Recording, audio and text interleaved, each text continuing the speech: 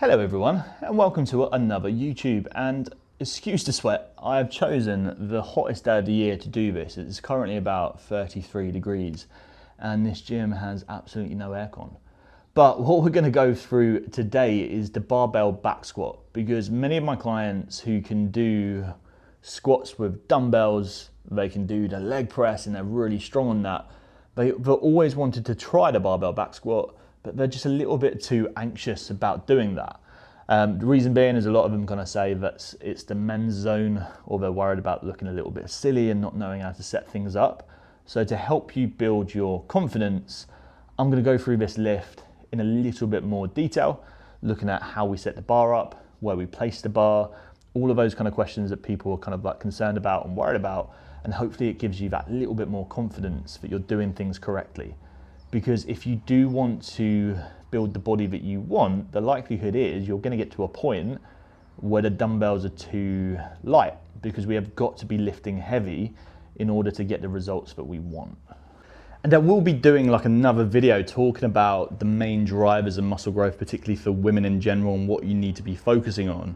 Because the amount of times you're going to the gym, you'll see someone pick up like a 5 kg ball, they're casually doing their kind of like squats up and down, do a set of 10, drop it down, and then that's it. It's not going to build the muscle that you want, because the key driver is that mechanical tension, but also taking things close to failure. Because the other thing is your limiting factor is going to be how much you can carry in that position, right? Because my legs are always going to be stronger than my arms, whereas if I'm going to be using like a barbell like this, obviously I can load my back, I can put more weight on the bar, and I can get that progressive overload that I need to get that muscle growth that I need. So when you look at something like a barbell squat, you are going to want a squat rack, and it's going to look something similar to this. Sometimes you're going to have those half racks that will have the hooks kind of going all the way down, and they'll have multiple. Sometimes like mine, you'll have ones that you'll have to manually move, which I will show you how to do in a minute. But when we look at the height of the bar, we roughly want it in line with the top of our chests. And that way, when we kind of come over it or under the bar, we can do like a mini squat, stand back up, and we're not having to kind of go on tiptoes to kind of walk ourselves back, which is really important as you start to load with more weight over time. There's a lot of people that will tell me when they first start this, they're just like, oh, I'm hardly lifting anything. The bar itself, most of these bars are 20 kg. So this is an Olympic lifting bar here. It's a 20 kg bar. And if you actually look on most of them, on the end of this kind of like circular bit here, it will say the weight. So you can kind of see on this bar here, back section, it will usually say the weight. This one's 20. Some of the thinner ones might be like 15 if they're slightly thinner, or they're like the training bars. And if it doesn't have it on there, then you can kind of assume that it is likely going to be 20 kg, because most of them are. But 20 kg is a lot of weight. You wouldn't go with a 20 kg dumbbell and say, I'm not lifting anything. So why people say that with a bar, we include this within the weight that we're lifting. So for example, if I put 10 aside, I don't go, I'm lifting 20, I say I'm lifting 40, because we do the total weight. So that is really important to remember with this. So the main thing that we kind of want to focus on, so the biggest mistake people make is they have the bar way too high up. So what ends up happening is it feels very uncomfortable on your neck. What we want to do is focus on putting our shoulder blades down and back. When I do that, my trap muscles come out. So if you put your hands on your back there and pull your shoulder blades together, you can feel that trap muscle start to kind of like pop out. And that is almost going to be like the cushion where you want the bar to sit. So usually you would face the machine, because that way you can walk it in and it's much easier to kind of like do so. I'm going to face this way just because it's easier for you to see what I'm doing filming, and when I do squat, I'm also going to step out. So make sure you don't do that yourself. You want to actually stand reasonably close to that bar. You only want to be about a step or so away so you're ready to rack it back in. And also, like, once you start lifting with more load, then you really want to advise having those safety bars up. So you might have seen them in my like kind of setup here. They're actually in the middle. So if I'm going quite heavy, I'd actually squat in here, and I'd use these bars down here, put them up about basically where the bottom of that bar kind of goes. So if you get in trouble, that kind of catches you. A lot of the attachments now will have safety bars that kind of come out. And again, the way that you would kind of work out where to kind of put that is when you're in the bottom of the squat, you roughly want to have it about like kind of like an inch or so below the bar in your lowest position. So if you get in trouble, bang, you can just get that racked up. Again, with the setup, nice and easy. We are roughly going to go just wider than shoulder width apart. So I usually like to say about a thumb away from my kind of like outside of my shoulder is going to be roughly. Sometimes if you're a little bit tighter, you might find that you want to come a little bit wider. But one of the things with this movement as well is the more you do it, the more your mobility will improve. But I can go through some mobility kind of drills in like another kind of YouTube video. That's probably quite a nice one to kind of like do. But yeah, we're going to grab onto this bar.